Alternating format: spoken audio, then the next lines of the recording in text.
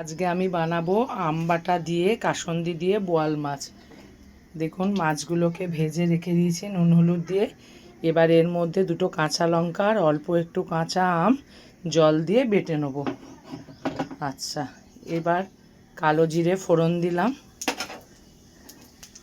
অল্প একটু রসুন বাটা দিলাম, সামান্য একটুখানি, সামান্য একটু জল দিলাম।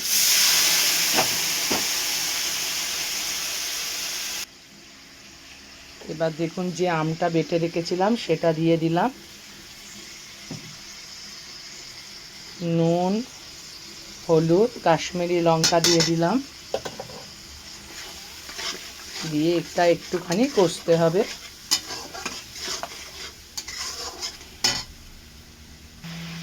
কষানো হয়ে গেল। এবার দেখুন আমি ভেজে রাখা বোয়াল মাছগুলো দিয়ে দেবো।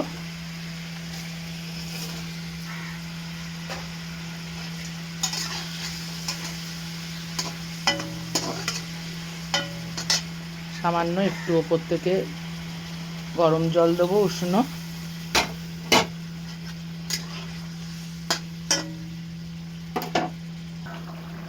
এবার দেখুন আমি এই কাসুন্দিটা দিয়ে দেবো ওপর দিয়ে,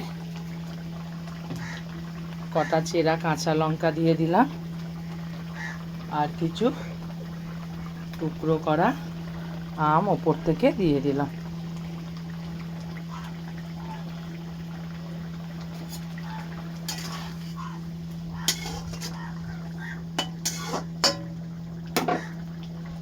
দেখুন মোটামুটি আমার হয়ে গেছে,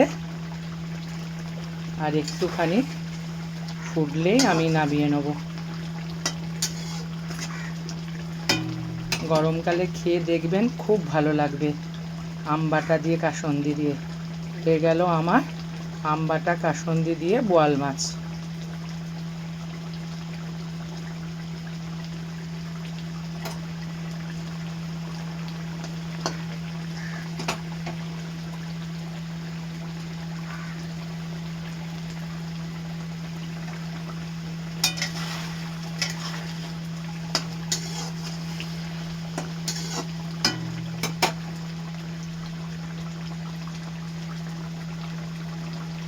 রান্নাটা কীরকম লাগলো একটু বলবেন আমাকে।